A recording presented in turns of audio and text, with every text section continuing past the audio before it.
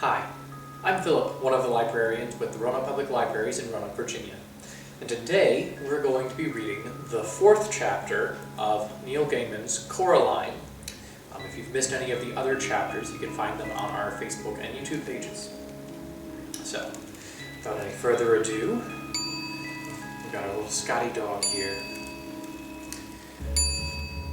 The house looked exactly the same from the outside, or almost exactly the same. Around Miss Spink and Miss Forcible's door were blue and red light bulbs that flashed on and off, spelling out words, the lights chasing each other around the door. On and off, around and around. Astounding was followed by a theatrical, and then triumph. It was a sunny, cold day, exactly like the one she'd left. There was a polite noise from behind her. She turned around. Standing on the wall next to her was a large black cat, identical to the large black cat she'd seen in the grounds at home. "Good afternoon," said the cat. Its voice sounded like the voice of the back of Coraline's head, the voice she thought in words in, but a man's voice, not a girl's. "Hello," said Coraline. "I saw a cat like you in the garden at home. You must be the other cat." The cat shook its head. "No," it said. "I'm not the other anything. I'm me." It tipped its head to one side. Green eyes glinted. "You people are spread all over the place. Cats, on the other hand, keep ourselves together. If you see what I mean." "I suppose. But if you're the same cat I saw at home, how can you talk?" Cats don't have shoulders, not like people do, but the cat shrugged in one smooth movement that started at the tip of its tail and ended in a raised movement on its whiskers. "I can talk." "Cats don't talk at home." "No," said the cat. "No," said Coraline. The cat leapt smoothly from the wall to the grass near Coraline's feet. It stared up at her. "Well, you're the expert on these things," said the cat dryly. "After all, what would I know? I'm only a cat." It began to walk away, head and tail held high and proud. "Come back," said Coraline. "Please, I'm sorry, I really am." The cat stopped walking, sat down, and began to wash itself thoroughly, apparently unaware of Coraline's existence. We could be friends, you know," said Coraline. "We could be rare specimens of an exotic breed of African dancing elephants," said the cat. "But we're not. At least," it added cattily, after darting a brief look at Coraline, "I'm not." Coraline sighed. "Please, what's your name?" Coraline asked the cat. "Look, I'm Coraline. Okay?" The cat yawned slowly, carefully revealing a mouth and tongue of astounding pinkness. "Cats don't have names," it said. "No?" said Coraline. "No," said the cat. "Now, you people have names. That's because you don't know who you are. We know who we are, so we don't need names." There was something irritatingly self-centered about the cat, Coraline decided, as if it were, in its opinion, the only thing in any world or place that could possibly be of any importance. Half of her wanted to be very rude to it. The other half of her wanted to be polite and differential. The polite one half won. "Please, what is this place?" The cat glanced about briefly. "It's here," said the cat. "I can see that. Well, how did you get here?" "Like you did.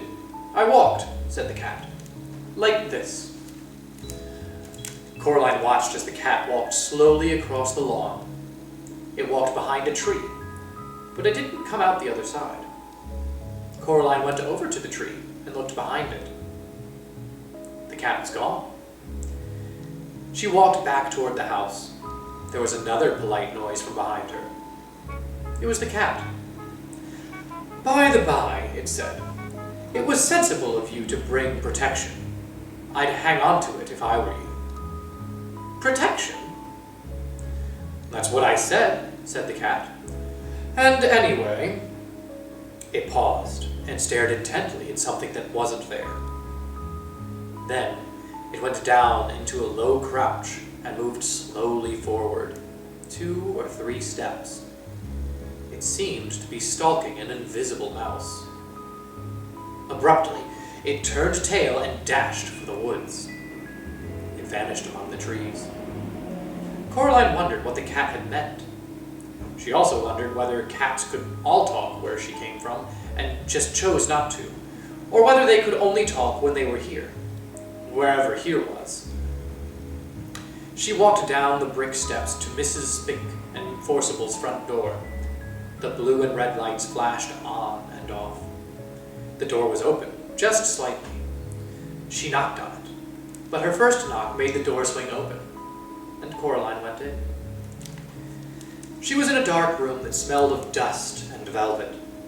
The door swung shut behind her, and the room was black. Coraline edged forward into a small interior room. Her face brushed against something soft. It was cloth. She reached up her hand and pushed at the cloth. It parted. She stood blinking on the other side of the velvet curtains, in a poorly lit theater. Far away at the edge of the room was a high wooden stage, empty and bare, a dim spotlight shining onto it from high above. There were seats between Coraline and the stage, rows and rows of seats. She heard a shuffling noise, and a light came toward her, swinging from side to side. When it was closer, she saw the light was coming from a flashlight being carried in the mouth of a large, black Scotty dog, its muzzle gray with age. "Hello," said Coraline. The dog put the flashlight down on the floor and looked up at her. "Right, let's see your ticket," he said gruffly. "Ticket? That's what I said. Ticket. I haven't got all day, you know. I can't watch the show without a ticket." Coraline sighed. "I don't have a ticket," she admitted. "Another one," the dog said gloomily. "Come in here, bold as anything. Where's your ticket? Haven't got one. I don't know." It shook its head, then shrugged. "Come on, then." He picked up the flashlight in his mouth and trotted off into the dark. Coraline followed him. When he got near the front of the stage, he stopped and shone the flashlight onto an empty seat. Coraline sat down, and the dog wandered off. He picked up the flashlight as her eyes got used to the darkness, she realized that the other inhabitants of the seats were also dogs. There was a sudden hissing noise from behind the stage. Coraline decided it was the sound of a scratchy old record being put onto a record player. The hissing became the noise of trumpets, and Miss Spink and Miss Forcible came onto the stage. Miss Spink was riding a one-wheeled bicycle and juggling balls. Miss Forcible skipped behind her, holding a basket of flowers. She scattered the flower petals across the stage as she went. They reached the front of the stage, and Miss Spink leapt nimbly off the unicycle, and the 2 old women bowed low. All the dogs thumped their tails and barked enthusiastically. Coraline clapped politely. Then they unbuttoned their fluffy round coats and opened them. But their coats weren't all that opened. Their faces opened too, like empty shells, and out of the old, empty, fluffy, round bodies stepped 2 young women. They were thin and pale, and quite pretty, and had black button eyes. The new Miss Spink was wearing green tights and high brown boots that went most of the way up her legs. The new Miss Forcible wore a white dress and had flowers in her long yellow hair. Coraline pressed back against her seat. Miss Spink went off the stage, and the noise of trumpets squealed as the gramophone needle dug its way across the record and was pulled off. "This is my favorite bit," whispered the little dog in the seat next to her. The other Miss Forcible picked up a knife out of a box on the corner of the stage. "Is this a dagger that I see before me?" she asked. "Yes!" shouted all the little dogs. "It is!" Miss Forcible curtsied, and all the dogs applauded again. Coraline didn't bother clapping this time. Miss Spink came back on. She slapped her thigh, and all the little dogs woofed. "And now," Miss Spink said, "Miriam and I proudly present a new and exciting addendum to our theatrical exposition. Do I see you volunteer?" The little dog next to Coraline nudged her with its front paws. "That's you," it hissed. Coraline stood up and walked up the wooden steps to the stage. "Can I have a big round of applause for the young volunteer?" asked Miss Spink. The dogs woofed and squealed and thumped their tails on the velvet seats. "Now, Coraline," said Miss Spink. "What's your name?" "Coraline," said Coraline. "And we don't know each other, do we?" Coraline looked at the thin young woman with black button eyes and shook her head slowly. "Now," said the other Miss Spink, "stand over here." She led Coraline over to a board by the side of the stage and put a balloon on top of Coraline's head. Miss Spink walked over to Miss Forcible. She blindfolded Miss Forcible's button eyes with a black scarf and put the knife into her hands. Then she turned her round 3 or 4 times and pointed her at Coraline. Coraline held her breath and squeezed her fingers into 2 tight fists. Miss Forcible threw the knife at the balloon. It popped loudly, and the knife stuck into the board just above Coraline's head and twanged there. Coraline breathed out. The dogs went wild. Miss Spink gave Coraline a very small box of chocolates and thanked her for being such a good sport. Coraline went back to her seat. "You were very good," said the little dog. "Thank you," said Coraline. Miss Forcible and Miss Spink began juggling with huge wooden clubs. Coraline opened the box of chocolates. The dog looked at them longingly. "Would you like one?" she asked the little dog. "Yes, please," whispered the dog. "Only not toffee ones. They make me drool." "I thought chocolates weren't very good for dogs," she said, remembering something Miss Forcible had once told her. "Maybe where you come from," whispered the little dog. "Here, it's all we eat." Coraline couldn't see what the chocolates were in the dark. She took an experimental bite of one which turned out to be coconut. Coraline didn't like coconut. She gave it to the dog. "Thank you," said the dog. "You're welcome," said Coraline. Miss Forcible and Miss Spink were doing some acting. Miss Forcible was sitting on a stepladder, and Miss Spink was standing at the bottom. "What in a name?" asked Miss Forcible. "That which we call a rose by any other name would smell as sweet." "Have you got more chocolates?" said the dog. Coraline gave the dog another chocolate. "I know not how to tell thee who I am," said Miss Spink to Miss Forcible. "This bit finishes soon," whispered the dog. Then they start folk dancing." "How long does this go on for?" asked Coraline. "The theater?" "All the time," said the dog. "Forever and always." "Here," said Coraline. "Keep the chocolates." "Thank you," said the dog. Coraline stood up. "See you soon," said the dog. "Bye," said Coraline. She walked out of the theater and back into the garden. She had to blink her eyes at the daylight. Her other parents were waiting for her in the garden, standing side by side. They were smiling. "Did you have a nice time?" asked her mother. "It was interesting," said Coraline. The three of them walked back up to Coraline's other house together. Coraline's other mother stroked Coraline's hair with her long white fingers. Coraline shook her head. "Don't do that," said Coraline. Her other mother took her hand away. "So," said her other father, "do you like it here?" "I suppose," said Coraline. "It's much more interesting than at home." They went inside. "I'm glad you like it here," said Coraline's mother, "because we'd like to think that this is your home. You can stay here forever and always, if you want to." Said Coraline. She put her hands in her pockets and thought about it.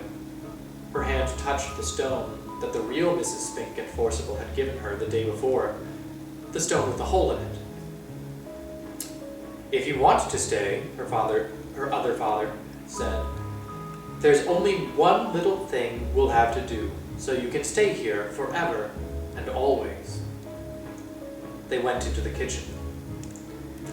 On a china plate on the kitchen table was a spool of black cotton and a long silver needle, and beside them, 2 large black buttons. "I don't think so," said Coraline. "Oh, but we want you to," said her other mother. "We want you to stay, and it's just a little thing." "It won't hurt," said her other father. Coraline knew when grown-ups told you something wouldn't hurt. It almost always did.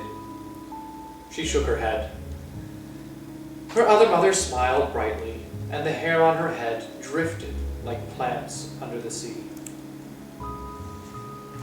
"We only want what's best for you," she said. She put her hand on Coraline's shoulder. Coraline backed away. "I'm going now," said Coraline. She put her hands in her pocket. Her fingers closed around the stone with a hole in it.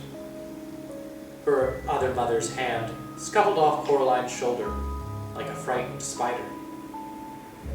"If that's what you want," she said. "Yes," said Coraline. "We'll see you soon, though," said her other father. "When you come back." Said Coraline. "And then we'll all be together as one big happy family," said her other mother, "forever and always." Coraline backed away. She turned and hurried into the drawing room and pulled open the door in the corner. There was no brick wall there now, just darkness. A night-black underground darkness that seemed as if things in it might be moving. Coraline hesitated. She turned back. Her other mother and her other father were walking toward her, holding hands. They were looking at her with their black button eyes. Or at least she thought they were looking at her. She couldn't be sure. Her other mother reached out her free hand and beckoned gently with one white finger. Her pale lips mouthed, "Come back soon," although she said nothing aloud. Coraline took a deep breath and stepped into the darkness, where strange voices whispered and distant winds howled. She became certain that there was something in the dark behind her, something very old and very slow. Her heart beat so hard and so loudly she was scared it would burst out of her chest. She closed her eyes against the dark. Eventually, she bumped into something and opened her eyes, startled. She had bumped into an armchair in her drawing room. The open doorway behind her was blocked by rough red bricks. she was home. So that's the end of chapter 4. Join us tomorrow for chapter 5. Bye.